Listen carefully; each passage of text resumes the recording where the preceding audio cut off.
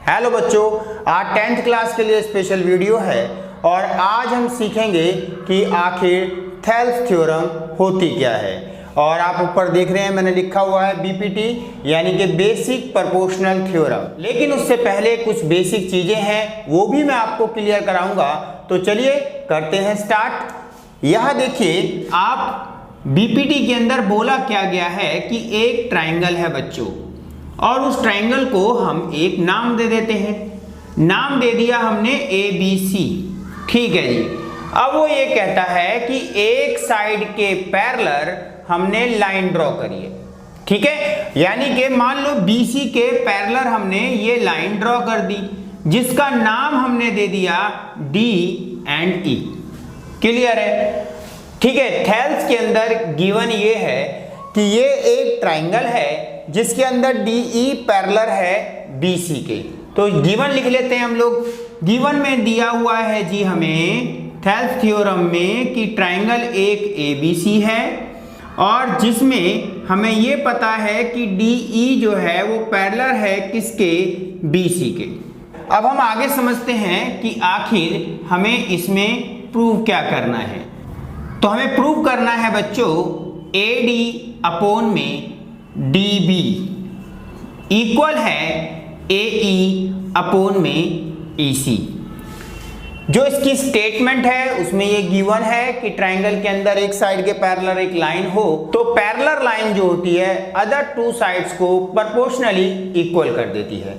तो हमने यहाँ पर लिए तो लिया, लेकिन अब हम इसे लाएंगे कैसे। स्टेटमेंट एक बार रिपीट कर देता हूँ कि इसमें बोला गया है एक ट्राइंगल है जिसमें एक लाइन यानी कि DE पैरेलल है BC के। आपको प्रूव करना है कि जो अदर टू साइड्स थी वो प्रोपोर्शनली इक्वल हो जाती हैं। तो देखिए AD अपॉन में DB और इधर से AE और अपॉन में EC, ठीक है बच्चों। तो चलिए आगे हम लोग इसे सॉल्व करते हैं, लेकिन उससे पहले कुछ बेसिक चीजें हैं जिन बच्चों को उसकी नॉलेज नहीं है वो ध्यान से जरूर देखें। दो लॉ लगेंगे जिन पर हमें फोकस करना है। बच्चे इसमें थोड़ा सा कंफ्यूज होते हैं, वो कंफ्यूजन ना हो इसीलिए मैं उसे अलग से समझा रहा हूं आपको। सबसे पहले आप मेन चीज देखिए कि अगर मैं इस वर्टेक्स से आपके लिए एक वर्टेक्स से मैंने एक परपेंडिकुलर डाल दिया, ठीक है बच्चों, तो ये जो है अगर ये हमारा परपेंडिकुलर जो मैंने डाला है वो इंटरनल होगा यानी कि अंदर आएगा, ठीक है। लेकिन अगर मैं इसी तरह का एक लेता हूं, ये एक्यूट ट्राइंगल हो गया, एक ऑब्ट्यूज बना लेता हूं, और ऑब्ट्यूज में अगर बच्चों में परपेंडिकुलर डालूंगा तो आप याद रखना वो परपेंडिकुलर आपका बाहर रहेगा, ठीक है। ये समझने वाली बात है। इसी चीज को हम यहां पर शो भी करके दिखाएंगे कि कैसे वो चीज आपके सामने आने वाली है, ठीक है। तो आप कंफ्यूज ना हो इसीलिए मैंने अलग से बता दिया है कि अगर ट्राइंगल ऑब्ट्यूज शेप में है तो परपेंडिकुलर बाहर से होता है, और अगर वो एक्यूट में है तो उस सिचुएशन में वो अंदर रहता है, ठीक है। लेकिन ट्राइंगल का एरिया बच्चों उस सिचुएशन में हमेशा 1/2 बेस इनटू हाइट ही होता है, ठीक है बच्चों। अच्छा, अब बेस यहां पर आपका BC है, आप देख रहे हैं BC बेस है, और हाइट आपकी, आप इसे अगर P नाम देते हैं तो AP है। यहां पर भी याद रखना, इस जगह पर भी आपने क्या करना है कि आपका बेस जो रहेगा वो BC ही रहेगा और परपेंडिकुलर जो रहेगा वो आपका AP ही रहेगा। लेकिन आपने एक चीज समझ ली, फॉर्मूला सेम है, वैल्यू सेम होती है, बस परपेंडिकुलर का थोड़ा सा फर्क होता है जिसे आपने अब क्लियर कर लिया होगा। चलिए आगे हम एक और चीज सीखते हैं कि अगर दो लाइन पैरेलल हैं और इस तरीके से हमारे पास एक ट्रेपीजियम बन जाता है जिसमें दो साइड पैरेलल और दो साइड नॉन पैरेलल है। अगर मैं बच्चों यहां से इसे मिला दूं और ये यहां से इसे मिला दूं तो आप नोटिस कीजिए, अगर मैं इधर से देखता हूं तो ट्राइंगल ADC देख रहे हैं आप, ADC, और दूसरी तरफ से अगर मैं देखता हूं तो BDC एंड BDC, तो आप लोग नोटिस कर रहे होंगे कि दोनों में बेस सेम है। अगर किसी ट्राइंगल में बेस सेम हो और वो पैरेलल लाइन के बीच में हो, यानी कि between the parallel line, then the area of two triangle always equal. ये रूल है दो जो हम थेल्स थ्योरम में करेंगे, इसीलिए इसकी आपको नॉलेज होनी चाहिए, इसीलिए मैंने उसको अलग से समझाया है। अगर मैं यहां से इसी को मानकर बच्चों यहां से इसको मिला देता हूं, तब भी बेस सेम होने की वजह से ये ट्राइंगल जो नया बना है, अलग से नाम दे देते हैं, वो भी एरिया के अकॉर्डिंग इक्वल होगा, यानी कि तीनों ट्राइंगल का एरिया इक्वल होगा। इसीलिए मैंने इस चीज को समझाया, क्योंकि हम उसे उस क्वेश्चन में यानी कि हमारी थेल्स थ्योरम में हम लेने वाले हैं। ठीक है बच्चों, तो चलिए स्टार्ट करते हैं आज की आपकी मेन थ्योरम, थेल्स थ्योरम। तो बच्चों अभी हमने जो समझा उसको अब हम यहां पर ले रहे हैं, कैसे? कंस्ट्रक्शन में। कई बच्चों के मन में आ रहा होगा वो तो यहां कहीं दिख ही नहीं रहा है, आपने कहां से वो चीज समझा दी। तो देखिए अब आपके सामने वो दिखने वाला है। ये वर्टेक्स है हमारा डी और ये मैंने डाल दिया परपेंडिकुलर, नाम दे दिया मैंने जी पी। यहां से भी मैंने एक परपेंडिकुलर डाल दिया और उसको नाम दे दिया क्यू। मर्जी है आपकी, आप ए बी सी डी के अलावा जो नाम दे चुके हैं कुछ भी देते रहिए, कोई दिक्कत नहीं है। चलिए अब आप सीखते हैं कंस्ट्रक्शन में हमने करा क्या। कंस्ट्रक्शन में हमने डी पी एक परपेंडिकुलर डाला है। कहां पर डाला है भैया? पूरी साइड पर ही ले लेते हैं, चाहे ए ई बोलो या ए सी बोलो, हम लोगों ने ए सी पर परपेंडिकुलर डाल दिया। क्लियर है जी? एंड दूसरा हमने डाला है ई क्यू, ठीक है, परपेंडिकुलर ऑन ए बी। बहुत बढ़िया, यहां तक आप लोगों की समझ में आ गया होगा। क्या कंस्ट्रक्शन में और भी कुछ करना है? बिल्कुल करेंगे।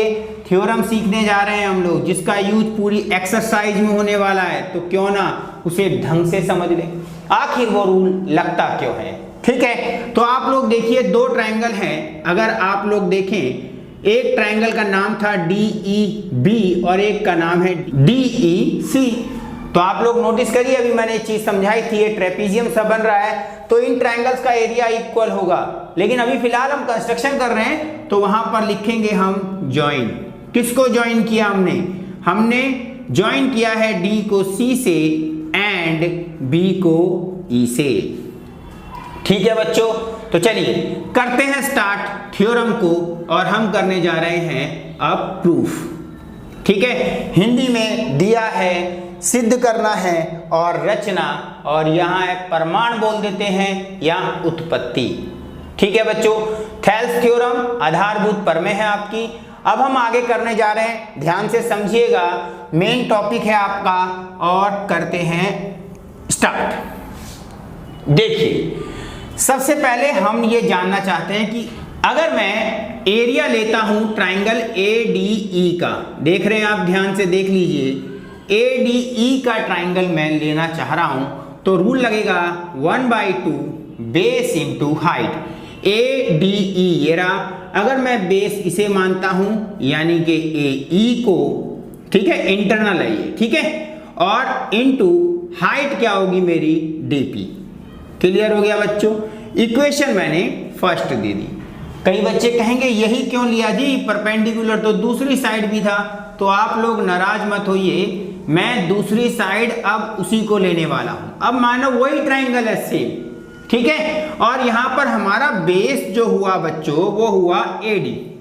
क्लियर है? और हमारा परपेंडिकुलर जो हुआ वो हुआ आपका डीपी, पहले हमने ले लिया है, अब की बार कौन है? आपका क्यूई। इक्वेशन हो गई आपकी सेकंड। रिपीट, ट्राइंगल हमने वही लिया है। क्लियर?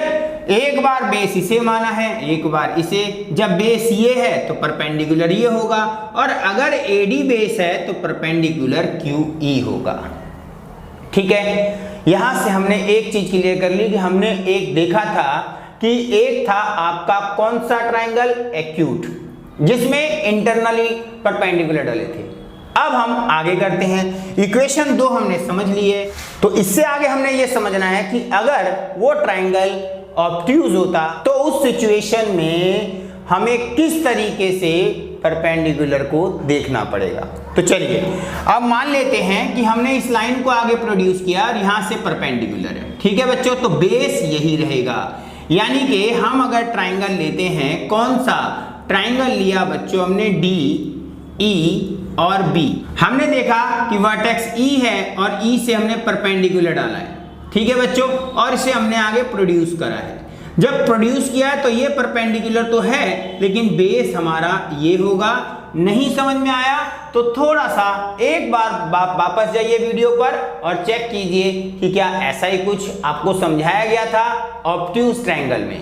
चलिए अब हम देखते हैं 1/2 बेस कितना, तो बेस है आपका बच्चों BD, ठीक है जी, और आपकी हाइट क्या, हाइट वर्टेक्स से ये डाली गई है यानी कि QE, ठीक है बच्चों। इक्वेशन बन गई है 3rd। सेम आगे लेते हैं हम लोग, ट्राइंगल लिया बच्चों हमने, कौन सा ट्राइंगल लिया हमने, DEC बच्चों, इस बार 1/2, और देखते हैं बेस क्या, बेस है हमारा EC, ठीक है बच्चों, और परपेंडिकुलर है DP। इक्वेशन बनी 4th, ठीक है जी। अब हम क्या करने वाले हैं, ध्यान से देखिए, हम लेते हैं दो चीजें, देखो कौन कौन सी, ये वाला ट्राइंगल यानी कि नाम क्या है इसका, ADE, ठीक है बच्चों, और नीचे ले रहे हैं इसी साइड का, देखो जिसका सेम साइड ले रहे हैं, तो यहां से हमने ADE लिया है तो यहां से DEB लेते हैं, DE एंड B। चलिए अब देखते हैं हमने कहां से लिया है, तो देखिए जहां पर AD बेस है तो AD बेस इसमें है, यानी कि हम इसका फॉर्मूला लेते हैं 1/2, बेस कितना बच्चों AD, और QE आपका परपेंडिकुलर। यहां पर देखिए अगर आप DEB को देखेंगे तो क्या है BD, और साथ में परपेंडिकुलर QE। ये देखिए ये कैंसिल, तो बच्चों क्या बचा, बचा हमारे पास AD अपॉन में BD, ठीक है बच्चों। इसको इक्वेशन दे दी 5th। सिमिलरली अगर हम इसी ढंग से दोबारा से लेते हैं हम किसको, ADE को, लेकिन याद रखना अब की बार बेस बदल चुका है, यानी कि हम इस तरफ आ रहे हैं, तो परपेंडिकुलर ये हुआ हमारा, तो क्या देंगे बच्चों 1/2, बेस हुआ आपका AE एंड परपेंडिकुलर हुआ आपका DP, ठीक है। कहां से ले रहे हैं, पहले हमने इक्वेशन 2nd ली है और आपने इक्वेशन ली थी 3rd, अब कौन सी ले रहे हैं, 1st एंड 4th, ठीक है। अच्छा अब आप ध्यान दीजिए यहां पर कौन सा है नीचे, तो नीचे था आपका ट्रायंगल DEC। चलो 1/2 बेस क्या आपका, अब की बार बेस EC, और हाइट क्या बच्चों, वो है आपकी DP, तो यहां भी DP कैंसिल, ये कैंसिल, यहां पर हमारे पास क्या बचा बच्चों, बचा हमारे पास AE अपॉन में EC, और इसे इक्वेशन दे दी हमने क्या 6। ये आपका 5th था, ये आपका 6 आ गया। और अब आते हैं हम उस बात पर जो हमने स्टार्टिंग में सीखा था। क्या सीखा, वो ये सीखा था, अगर आप देखें तो ये ट्राइंगल का बेस सेम है, कौन से ट्राइंगल का, ट्राइंगल DEC एंड DEB। अगर आप दोनों को देखें तो दोनों में DE आ रहा है, क्या आएगा बच्चों, हैव सेम बेस, ठीक है, एंड बिटवीन क्या बच्चों, सेम पैरेलल लाइन, ठीक है जी। अगर ये पैरेलल लाइन भी सेम है और बेस भी सेम है, उस सिचुएशन में उन ट्राइंगल का एरिया इक्वल होता है, तो इसका मतलब ट्राइंगल DEC आपका इक्वल आ चुका है ट्राइंगल DEB के।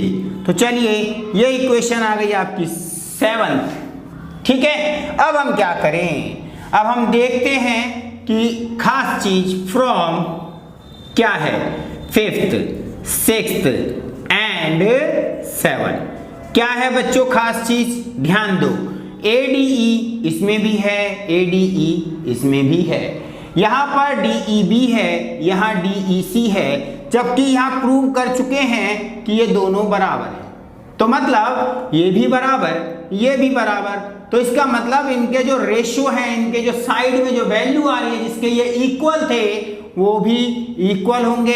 इसका मतलब इधर से आया आपका AD और इधर से आया आपका BD, ठीक है। और इधर देखते हैं आप क्या आएगा बच्चों, AE, और इधर आपका आएगा EC, ठीक है। तो इस तरीके से हमने इस थ्योरम को कंप्लीट किया, लेकिन इसमें एक और खास चीज आप समझेंगे। यहां तक आप समझ चुके हैं तो थोड़ा सा आगे और करते हैं हम, तो आपको कुछ आगे और एक्स्ट्रा समझाते हैं। देखिए हम प्रूव कर चुके हैं कि साइड का रेशो AD अपॉन में DB इक्वल होता है AE अपॉन में EC के। तो खेल खेल में हम कुछ आगे बढ़ते हैं और हम ये देखते हैं कि AD अपॉन में जो DB है बच्चों, उसमें अगर मैं ऐड 1 कर दूं, इधर भी ऐड 1 कर दूं, तो क्या होने वाला है। हम दोनों इक्वेशन में कुछ भी ऐड कर सकते हैं और कुछ भी सब्ट्रैक्ट कर सकते हैं, ठीक है बच्चों। तो चलिए अगर मैं ऐड क्या करा है मैंने, 1 बोथ साइड, ठीक है बच्चों, दोनों साइड्स में, दोनों पक्षों में मैंने 1 जोड़ दिया। क्या आएगा LCM, DB आएगा। यहां क्या आएगा बच्चों, AD प्लस DB आएगा। इधर क्या आएगा बच्चों, AE प्लस EC आएगा, और अपॉन में EC आएगा। AD में अगर मैं DB ऐड कर दूं तो आपके पास AB आ जाता है और नीचे DB आ जाता है, और यहां पर क्या आएगा, AC और अपॉन में EC। खास चीज क्या सीखी कि बच्चों हम सिंपल लैंग्वेज में ये समझ सकते हैं कि पूरी साइड और साथ में नीचे की साइड, पूरी साइड और साथ में नीचे की साइड का रेशो भी बराबर होता है अगर वहां थेल्स थ्योरम लग रही है तो, ठीक है। ये आपको क्वेश्चंस में जब मैं कराऊंगा तो आपको शॉर्टकट में पता चल जाएगा कि ये रूल तो लग गया कि हमने जहां सीखा था एडिशन 1, ठीक है। और अगर मैं यहां पर 1 सब्ट्रैक्ट कर दूं तो मैं उसी चीज पर दोबारा पहुंच जाऊंगा, मतलब फिर हमारा ये आ जाएगा AD अपॉन में DB इक्वल है AE अपॉन में EC। अगर कोई कहे ये बराबर है तो क्या ये भी बराबर होंगे, बिल्कुल होंगे। ऊपर से नीचे ऐड किया, नीचे से ऊपर जाएंगे तो हम सब्ट्रैक्ट कर देंगे। बहुत बढ़िया, आप सीख चुके हैं। तो इसमें एक और सीख लें, अगर मैं इसको रेसिप्रोकल कर दूं, उल्टा कर दूं, तो बच्चों याद रखना अगर AD अपॉन में DB इक्वल है, ठीक है, तो EC अपॉन में AE भी इक्वल होगा। अगर आपको कंफ्यूजन हो कि भैया इसके अपॉन में ये दे दिया है तो क्या उसमें भी थेल्स लगेगी, बिल्कुल लगेगी।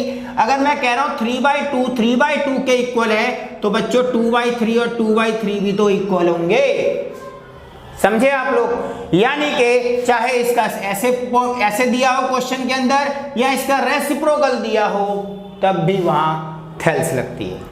आपने थेल्स थ्योरम को बड़े आराम से इजीली सीख लिया है। थोड़ा टाइम जरूर लगा, लंबी वीडियो हुई है, लेकिन अगर आपको रियल में समझ में आ गया है तो वीडियो को शेयर भी कीजिए और लाइक करना मत भूलिएगा, ठीक है। तो चलिए मिलते हैं आपके साथ नेक्स्ट वीडियो में।